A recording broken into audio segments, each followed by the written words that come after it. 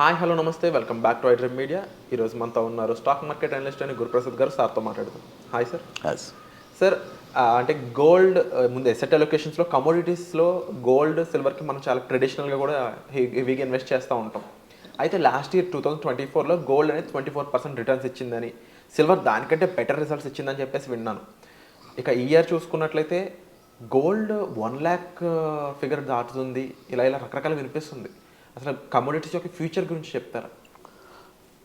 Gold so ఏం చెప్పాలి, ఇండియాలో అందరికీ ఇష్టమైన వస్తువు. అంటే ఒక 1,000 రూపాయలు ఒక గ్రామ్కి తగ్గితేనే జనాలు వెళ్ళిపోతారు. అలా ఉంది పరిస్థితి. బట్ ఎప్పుడు ట్రేడింగ్లో తీసుకొచ్చారో అది వచ్చి ఒక సామాన్యుడికి టఫ్ అయిపోయింది.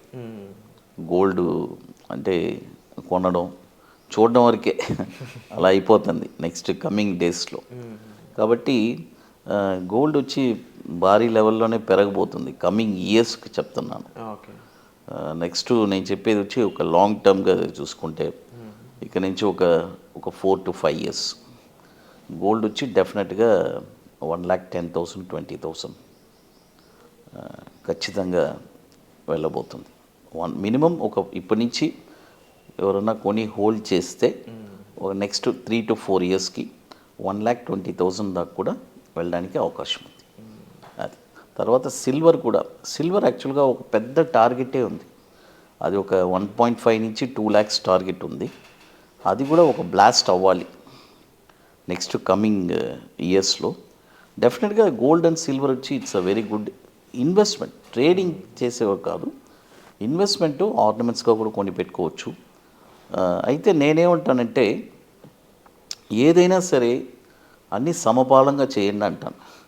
ఇప్పుడు మీ దగ్గర ఒక 10 లక్షలు ఉంటే 10 లక్షలు గోల్డ్ కొనబాకండి. ఒక 2 లక్షలు గోల్డ్ కొనుక్కోండి, ఒక 2 లక్షలు షేర్స్ కొనండి, ఒక 2 లక్షలు ఇక వేరే ఇన్వెస్ట్మెంటు, ఇట్లా డైవర్సిఫై చేస్తే బెస్ట్. అది. అండ్ అలాగే సార్, ఇప్పుడు గోల్డ్లో ముఖ్యంగా మీరు ఒక మాట చెప్పారు, ఆర్నమెంట్స్ అనేది ట్రెడిషనల్గా అందరూ ఇన్వెస్ట్ చేసేది ఆర్నమెంట్స్లోనే 22 క్యారెట్స్ గోల్డ్లో.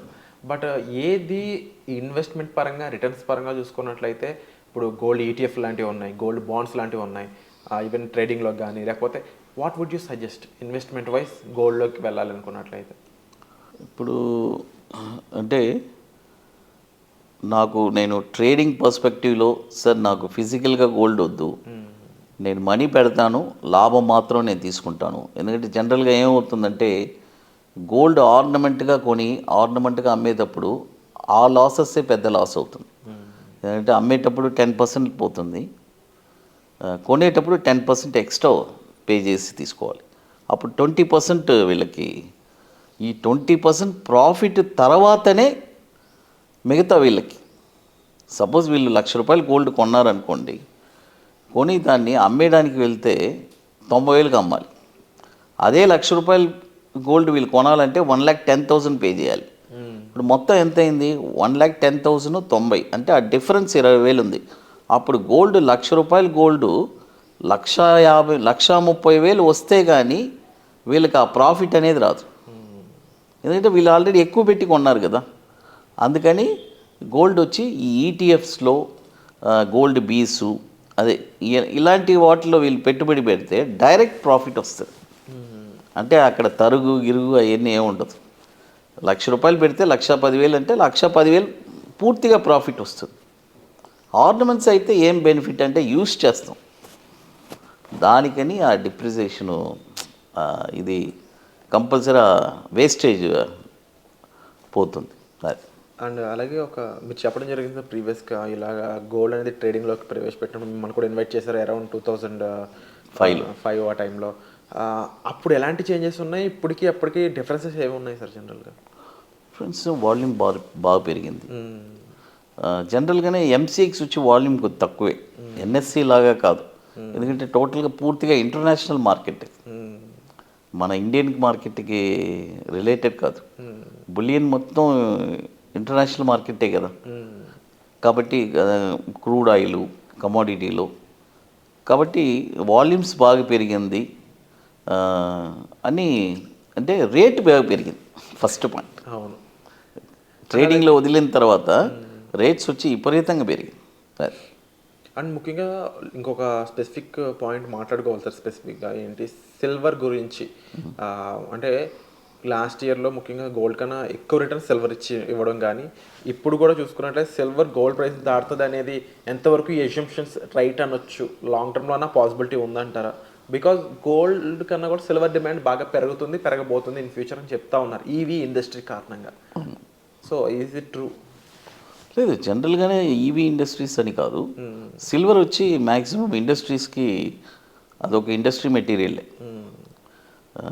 కాబట్టి ఇప్పుడు ఇంకా యాడ్ అయింది, ఇంకా చాలా అన్ని ప్రోడక్ట్స్లోనూ ఎక్కువైపోయింది ఈవీ వెహికల్స్. ఇప్పుడు నెక్స్ట్ జనరేషన్ అదే కాబట్టి అదే చెప్పాను, సిల్వర్ కూడా టార్గెట్ వచ్చి ఒక 2.5 lakh దాకా టార్గెట్ ఉంది.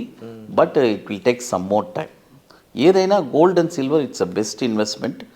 అయితే నేను చెప్పాను కదా, సమపాలంగా చేయండి. డైవర్సిఫికేషన్ జాగ్రత్తగా చేసుకోవాలి 100%. ఇప్పుడు ఎందుకు డైవర్సిఫికేషన్ చెప్తున్నామంటే, ఇప్పుడు మీరు ఒక 2 లక్షలే కొన్నారు, ఇంకొక వేరే ఏదో స్టాక్ కొన్నారు, అది 2 లక్షలు కొన్నారు, అది 2,50,000 అయిపోయింది అనుకోండి. అప్పుడు స్టాక్లో మీకు 50,000 వచ్చింది, అక్కడ అమ్మేసి ఇప్పుడు గోల్డ్ ఏదైనా తగ్గి ఉంటే ఈ 2 లక్షలు మళ్ళీ డౌన్లో కొనుక్కోవచ్చు కదా. కాబట్టి ఇలా డిఫరెంట్ ఐడియాస్ మీకు వస్తుంది. అది వండర్ఫుల్ సార్. అండ్ ఎవరైతే లేటెస్ట్గా ఎక్కువ మంది మార్కెట్లోకి ఇన్ అవుతున్నారు, కొత్త శాలరీడ్ పీపుల్ అయి ఉండొచ్చు, లేదంటే ఎవ్రీ ఇయర్ వచ్చే గ్రాడ్యుయేట్స్ అయి ఉండొచ్చు, ముఖ్యంగా వీళ్ళందరూ కూడా వితౌట్ ట్రైనింగ్ వెళ్ళి నష్టపోతున్నారని చెప్పొచ్చు. అలాంటి వాళ్ళకి ట్రైనింగ్ యొక్క ఇంపార్టెన్స్ కాస్త చెప్తారా? Training importance it's very important అండి. మీరు ఖచ్చితంగా ఒక మెంటర్ ఉండాలి మీకు. అది ఎవరైనా సరే, మీది ఏ ఊర్లో ఉంటే ఆ ఊర్లో అయినా ఎవరైనా మీకు మెంటర్ ఉంటే ఫస్ట్ నాలెడ్జ్ని పెంచుకోండి. Without mentor you cannot achieve anything. అది ఇట్స్ ఇంపాసిబుల్. లేదంటే పాసిబుల్లే, but it will take a lot of time. 10 years అవ్వచ్చు, 20 years అవ్వచ్చు, 25 years అవ్వచ్చు. ఈలోపు మీ దగ్గర ఉండే డబ్బులు మొత్తం కరిగిపోతాయి. అండ్ 28th వర్క్షాప్ ముఖ్యంగా గురుప్రసాద్ అకాడమీ నుంచి ఎప్పుడు, ఎక్కడ, ఏ విధంగా ఉండబోతుంది? అది ఇప్పుడు March 15th and 16th sir, ITC welcome హోటల్లో. ఓన్లీ ఇంట్రెస్టెడ్ పీపుల్ మాత్రమే. మనం వాళ్ళ ఇంట్రెస్ట్ ఉంటే వాళ్ళు వచ్చి, స్టాక్ మార్కెట్ ఒక ప్యాషన్, పట్టుదల ఉండాలి. ఆ పట్టుదల ఉండే వాళ్ళకే అక్కడ డబ్బులు కూడా వస్తుంది. అది వండర్ఫుల్ సార్. సో ఆ 28th వర్క్షాప్ అయితే చెన్నైలో ఉంటుందండి. దానికి సంబంధించిన డీటెయిల్స్ కూడా మీరు డిస్ప్లే అవుతున్న నెంబర్స్ కాల్ చేసి చేసుకోవచ్చు. అండ్ అలాగే గురుప్రసాద్ గారి నుంచి ఎటువంటి ఎపిసోడ్స్ మీరు అంటే వాటిని వెల్కమ్ చేయబోతున్నారో వాటికి సంబంధించిన ఇన్ఫర్మేషన్ మీరు కామెంట్ సెక్షన్లో తప్పకుండా మెన్షన్ చేయండి. Thank you so much.